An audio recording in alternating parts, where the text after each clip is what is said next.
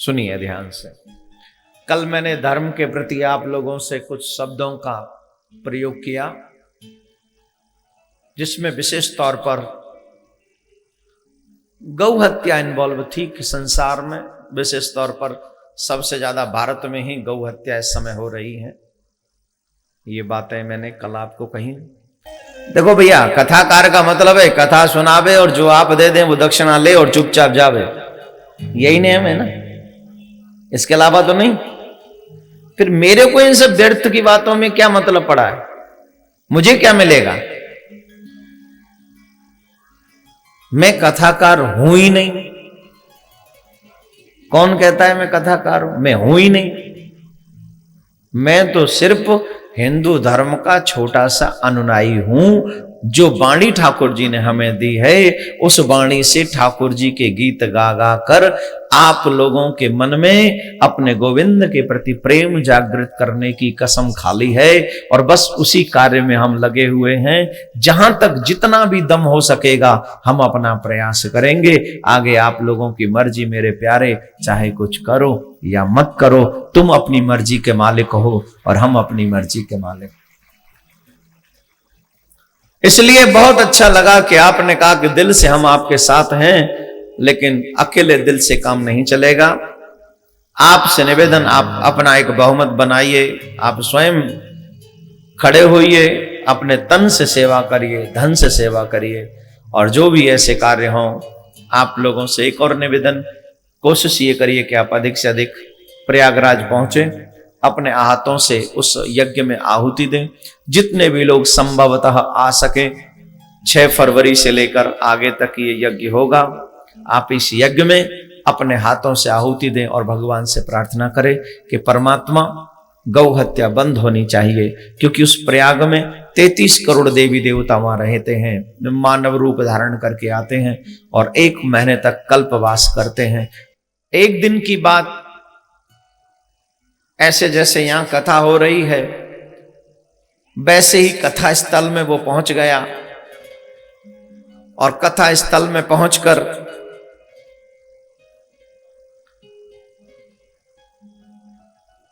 महात्मा जी के वचन सुनकर, सुंदर शब्द सुनकर उसका जीवन परिवर्तित हो गया। उसको लगा कि बुराई में कुछ नहीं है। हम लोग बुराई कर करके, बुरा कर्म कर करके अपने जीवन को व्यर्थ नष्ट कर रहे हैं। हमको अपना जीवन नष्ट नहीं करना चाहिए, हमको अपना जीवन सुमार्ग पर लेकर चलना चाहिए। ऐसा उसके मन में जिज्ञासा और भावना प्रकट हुई। तो झट वो महात्मा जी के पास गया और कहने लगा, महात्मा जी मुझे दीक्षा दे दो, मुझे मंत्र दे दो, मैं आपका शिष्य बनकर आपकी सेवा करना चाहता हूं। महात्मा जी उसके इतिहास को जानते थे। महात्मा जी ने कहा, अभी जब तुम बन जाओगे इस लायक तो हम दे देंगे, अभी तुम आश्रम में रहकर सेवा करो। और वो आश्रम, अब आजकल के तरीके थोड़े जो गुरु दीक्षा बोले, चेला पहुंचा, उसने लाल लाल नोट दिखाई तो गुरु जी ने दीक्षा दे दी।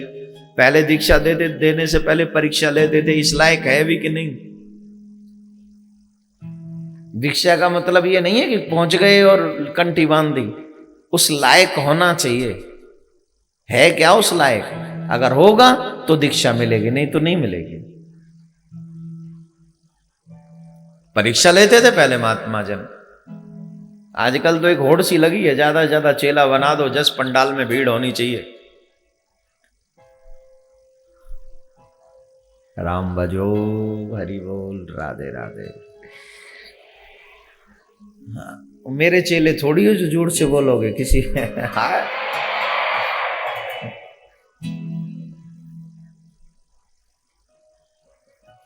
आज हम कारागार में गए तो वहां हमने एक बात कही, चिंता की नहीं चिंतन की जरूरत है।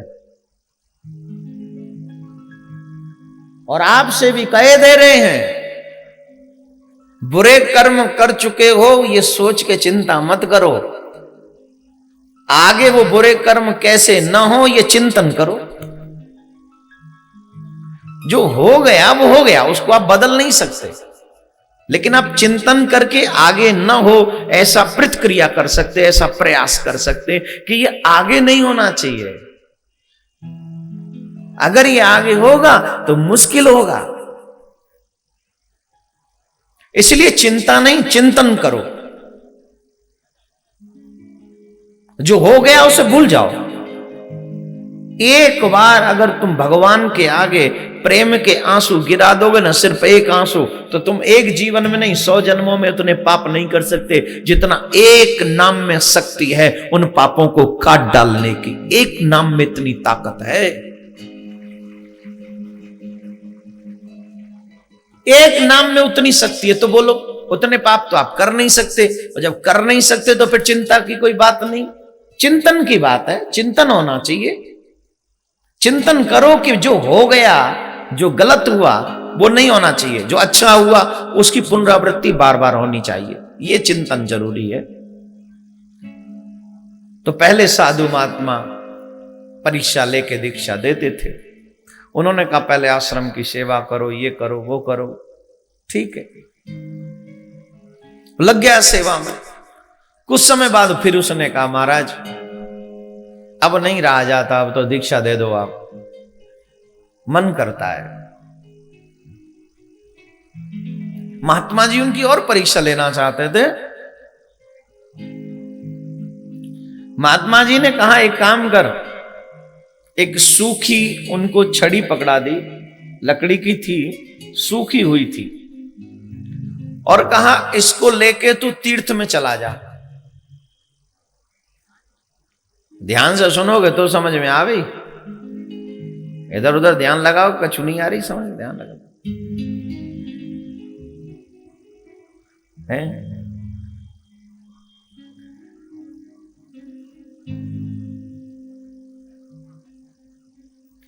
महात्मा जी ने एक सूखी लकड़ी की छड़ी, एक डंडी, एक डंडा या जो भी कहते हो आप अपनी भाषा में, वो दे दी और कहा कि इसको ले जा और तीर्थ करके आ।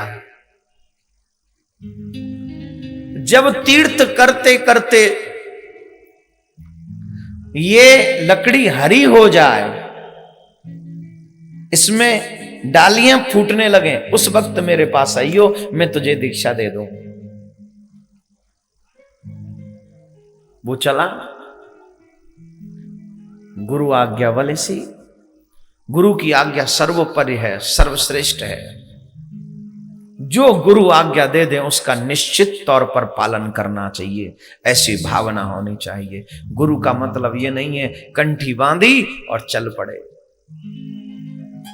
कई बार दीक्षा देते वक्त बड़ा अजीब सा माहौल हो जाता है। उनको पता है बोले 16 माला जपनी है। गुरु जी 16? मैंने हाँ।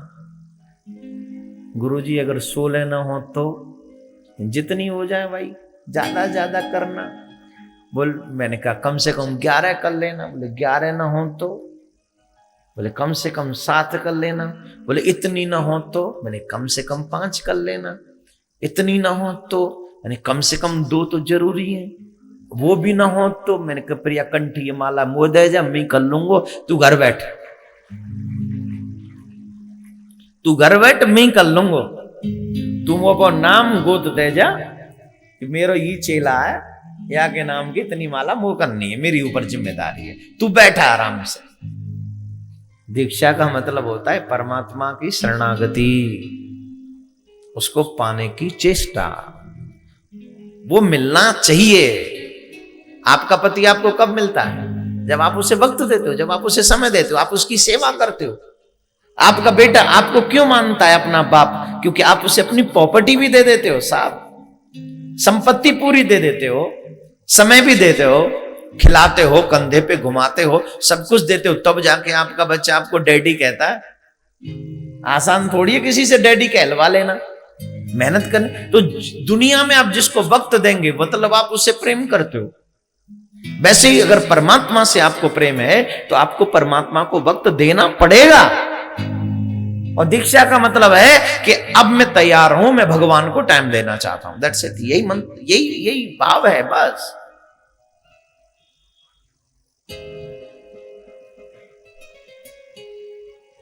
तो गुरुजी ने कहा तुमको ये करना पड़ेगा, तुम करके आओ। बोल ठीक है। और वो गया, उस लकड़ी को लिया, उस छड़ी को लिया और वो तीर्थ करने निकल पड़ा।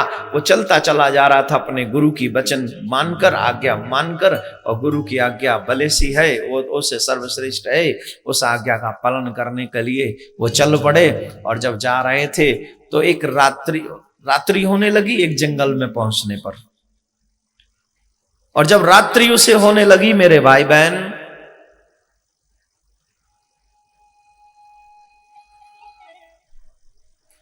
एक पेड़ के नीचे वो सो गया। और जब पेड़ के नीचे वो सोया तो उसने सोने की तैयारी कर रहा था। उसी वक्त दो लोग और आ गए वहां। उन दोनों व्यक्तियों को वो व्यक्ति नहीं दिखा, लेकिन उस व्यक्ति को वो दोनों दिख गए। और वो दोनों व्यक्ति आपस में बात कर रहे थे। वो कह रहे थे थोड़ा और अंधेरा होने दो, फिर हम लोग उस गांव में चलेंगे और उस गांव में चारों तरफ से आग लगा देंगे। उन्हीं गांव वालों ने हमको पकड़ के पीटा था। वो चोरी करते थे, तो एक बार चोरी करते हुए पकड़े गए तो गांव वालों ने पकड़ के बहुत जोर से पीटा, पुलिस के हाथों में पकड़ा दिया और पुलिस के हाथों उनको सजा हुई। सजा भोगने के बाद बदले की भावना से वो पहुंचे। इन्हीं गांव वालों ने हमको पुलिस के हाथों बंदी बना दिया, पिटवाया वो अलग, पीटा वो अलग, और फिर कारागार में भी रखा। तो अब इनको इसका बदला हमको लेना है, इनको इसकी कीमत चुकानी पड़ेगी। एक काम करें, जब सारे गांव वाले सो जाएं तो चारों तरफ से हम पूरे गांव में आग लगा देंगे, कहीं से कोई निकलने की जगह नहीं होगी, तो फिर ये गांव वाले सब मर जाएंगे। उन दोनों की बात वो व्यक्ति सुन रहा था। उसने कहा कि हालांकि मैंने लड़ना, झगड़ना, मारना, पीटना बंद कर दिया है, लेकिन अगर आज मैंने इनको छोड़ दिया तो न जाने कितने लोग मर जाएंगे। और इतने लोग मर गए तो ये तो मुझे पाप लगेगा कि मैंने सुन लिया, मुझे मालूम था। अगर मैं जाके गांव वालों को बता भी दूं और इतने में ये आग लगा भी दें तो कुछ तो मर ही जाएंगे, और क्या भरोसा वो लोग मेरी बात पे यकीन कर लें। अब वो चिंतन करने लगा कि मैं करूं तो क्या करूं। उसी वक्त उन दोनों को नींद आ गई और उस व्यक्ति ने दृढ़ निश्चय कर लिया। वो हाथ में जो थी ना, सूखी लेकिन मजबूत थी, जब उन दोनों को नींद आ गई तो इसने दोनों को जाकर खत्म कर दिया, समाप्त कर दिया उसी से, कि इतने लोग बच जाएं, दो मरे तो मर जाए, इसका जो पाप लगे वो मुझे लग जाए, मैं स्वीकार कर लूंगा, लेकिन इतने लोग बचने चाहिए। उस डंडी को वो सिराने रखकर, उस लकड़ी को वो सिराने रखकर सो गया। और जब सुबह देखता है तो जानते हो क्या हुआ? वो जो लकड़ी थी उसमें टहनियां फूटने लगी, वो लकड़ी हरी होने लगी, और वो लकड़ी जो गुरु ने कहा था जैसी हो वैसी, तब आना जब हरी होने लगे।